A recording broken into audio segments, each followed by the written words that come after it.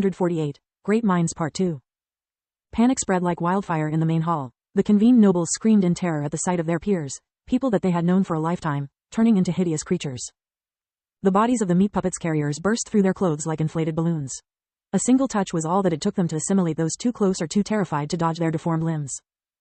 Tista and Dorian had tried to destroy the creatures before they could become more than an overgrown lump of flesh. Unfortunately, when the nobles saw the bloated monsters rearrange their organs and muscles, terror turned into horror. Some fainted or remained frozen in place, but most of them ran away disregarding anyone's safety but their own. The frenzied crowd almost trampled the two mages and managed to slow down Lith's and Journey's reaction.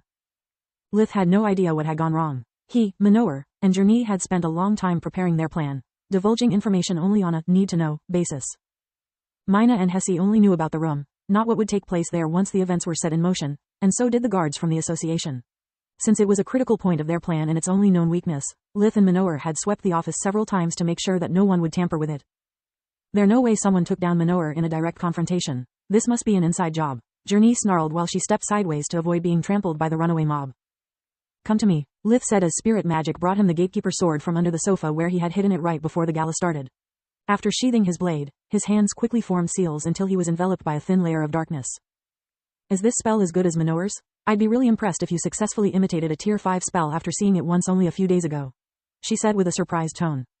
Not even close, he shook his head. It should still protect me from those things, and if they try to gobble me up, they are in for a nasty surprise, he replied. Their situation would have been much easier if not for the city array blocking dimensional items. They could only use what they had on them, and there was only so much normal pockets could store. Journey's needles weren't an issue, but wands, blades, and all kinds of magical tools couldn't be carried around without other people noticing them. The good news is that those guys are weak, Lith said while assessing their opponents with spirit magic and soulless mana sense. None of them is marked as a remarkable mage. They should be Magicos tops. The bad news is that we don't know what the heck is happening in the office nor we can leave our back exposed.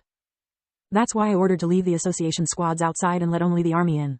We can't risk our mages getting assimilated and turned against us, Journey replied. The carpenters had yet to finish their transformation when 4 5-man units of the army's elite squads burst through the windows and doors, unleashing a barrage of spells from their wands and staves. Being assaulted from every side, the creatures were immediately pushed on their back foot. The reason why each carpenter had assimilated only one guest was to be able to cast spells and attack at the same time without being burdened by dead weight. The bodies of the nobles were only trained to indulge in hedonistic pleasures. They had no value as mages or fighters. Forming a carpenter posed a heavy burden that those flaccid bodies were unable to sustain without constantly assimilating world energy. A third body would make them weaker rather than stronger. It would increase the energy expenditure without giving the creature any advantage. To sort out the best parts it would take time, and time was of the essence. All that mana flying through the room forced the puppeteer who was controlling the creatures to stop the vortexes, to prevent their creatures from self-destructing. Well, this time not only do I have to use half-baked pawns, but they are also made of trash materials. This should make things interesting. The puppeteer was actually grateful for Journey's tactical choice. Secrecy made things go much smoother, but after kidnapping Manoir, finesse was a waste of time. They could finally have some fun after months of boredom. The soldiers were all veterans who had been debriefed about all the enemy's known weaknesses and abilities. They kept their distance while using water spells to freeze and slow down their enemies.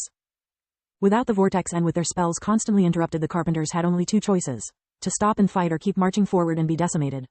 Faced with an impossible choice, the puppeteer had the creatures closer to the soldiers activate their vortex.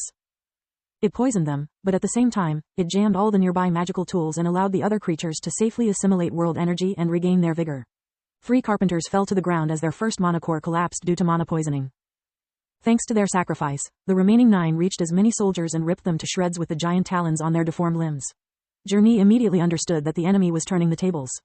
The creatures on the front line were now jamming again the alchemical tools while the 3 fallen carpenters stood up the moment their second mana core activated and used the dying soldiers to replace the lost one. It took just over a second to switch from one core to the other, but on the battlefield, it was half a second too much. As soon as 3 more creatures collapsed after having lost their core, Tista struck them with a volley of plague arrows. Darkness magic was slow, but fast enough to hit the creatures before they recovered. With the crowd gone, she was finally able to take action while Dorian got those who were still paralyzed by fear to safety. Her spell ate through their flesh and corrupted the energies that kept their makeshift bodies together. 3 carpenters were down due to mana poisoning, while 3 more were helpless because of the plague arrows. With their numbers reduced to half, the rhythm of the enemy's attack was disrupted long enough to allow the soldiers to retreat and regroup. Lith exploited the temporary ceasefire to jump in the middle of the creature's formation and activate the death call spell he had cast earlier. Fire couldn't be used in such an enclosed space, there was no earth to manipulate, and water magic had proved to be ineffective. Tista's darkness spell, instead, worked like a charm, making Lith doubt again about what kind of magic could give life to the carpenters.